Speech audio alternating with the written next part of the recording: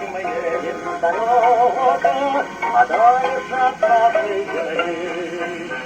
Товарищи, я вовсе не в силах стоять, сказал кочегар кочегару.